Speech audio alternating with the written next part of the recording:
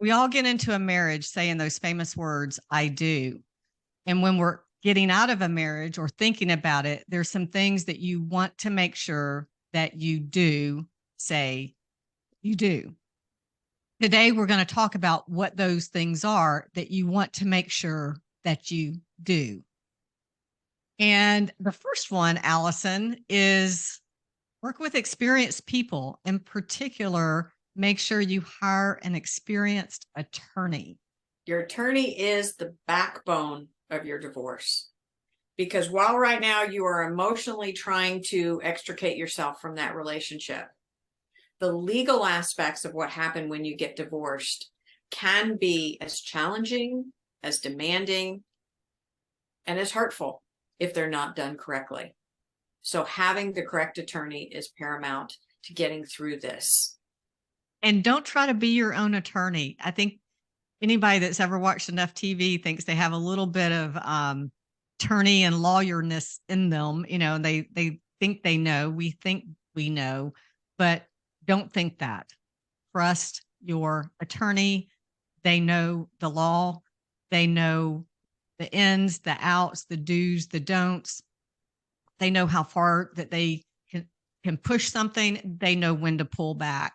And they're thinking from a logical place, not the emotional place that we're in when we're the ones going through the divorce. Another do that I really like is to live your life. And I know that this is really difficult when you're going through a divorce or you're thinking about it. You're very distracted. Your head is filled with those kind of thoughts, probably most all of the time, but you've still got to figure out how to get up in the morning, take a shower, get dressed, brush your teeth, go to work, interact with people at work, interact with people at your kids' school, make decisions, and get out and try to have some fun too. But you've got to live your life. That is so true, Elizabeth. And what's common with the clients that I work with when they're going through a divorce is everything that happens, they view through that litmus test of what does this mean to my divorce? What will a judge say? What will the court say? And what we need to be aware of is that the courts understand what it means to be human. And the courts understand that you have to keep on living. You have to keep on breathing. You have to keep on eating. And when we try to clamp down to be perfect, we end up making mistakes that actually hurt us in the long run. And the judge doesn't care, two of the biggies. The judge doesn't care if anyone had an affair, unless your divorce is filed on the basis of someone having been unfaithful. Affairs don't matter any day. Apparently, the judges have figured out that a lot of people have them. And there are other things that the judges are aware are just human behavior and they're normal. So don't put yourself on a pedestal trying to be perfect. Live. And I think that's a perfect segue to the third point, and that is to realize that number one, you're not alone, but number two, it happens to so many of us. So, and it happens to the best of us, even the people that seem to have a perfect, happy marriage, relationship, and life. It happens to the best of the best of the best of us. It doesn't make you a flawed person. It takes two people to have a relationship. And in that relationship, you're both making choices on a daily basis. And over time, people actually do change. They choose how they want to live. They choose how they want to treat you. And when those things change, you find yourself in a situation, whether you're wanting to file or whether he filed, that it just doesn't work anymore. So it's not an indictment of who you are as a woman, as a wife, as a mother, as a human being. It's just the fact that life is hard. And when you put two people under one roof, it doesn't always work out, even if you had the best of intent.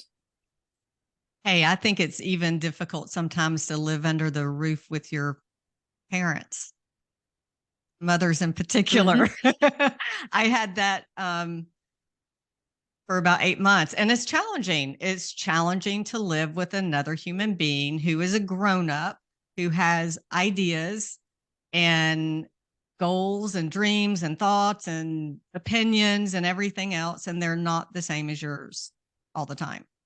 So that leads us to our fourth and final one, which is really kind of the sticky one, I guess you could say. It's the one that's money related, and that is keeping your spending to a minimum.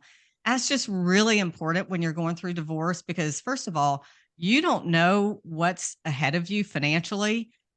You don't even know what's ahead of you like today.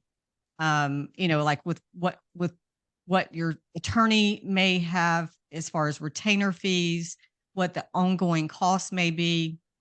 And now you've got to split up a household, and either you or the other person is going to have to find some temporary living accommodations. So you don't know what your expenses are going to be, even if they're just temporary and short lived. So keep all the other spending to an absolute minimum.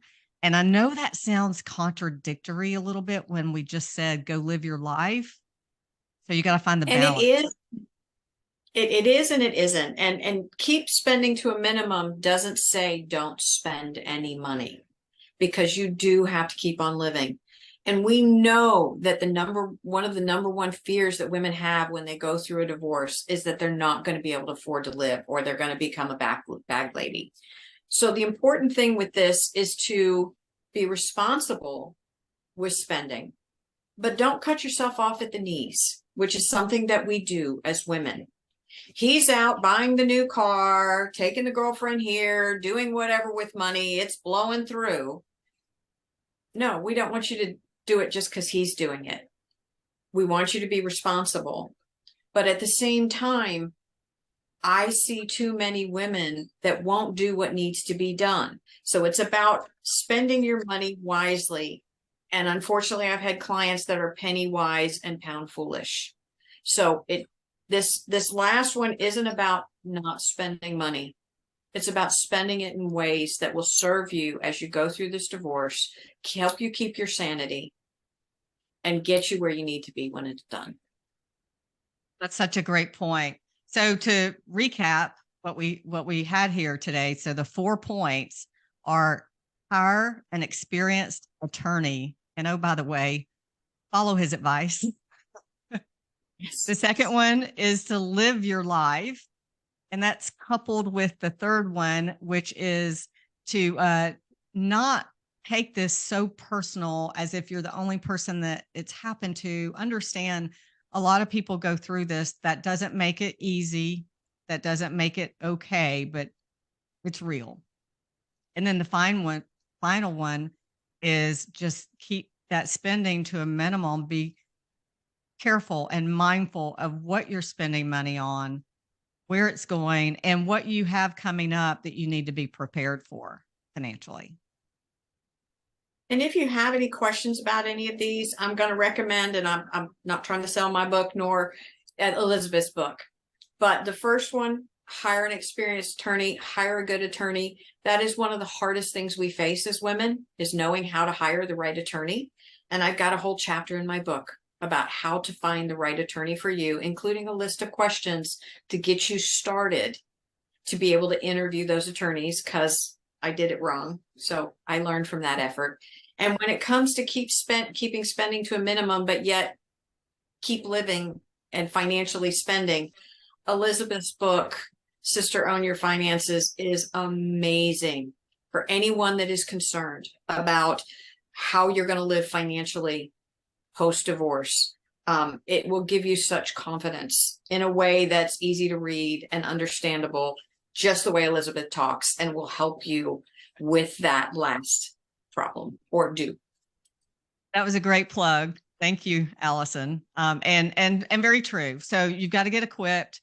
You've got to stay in front of everything that you're doing right now and pay attention, be mindful, and be present.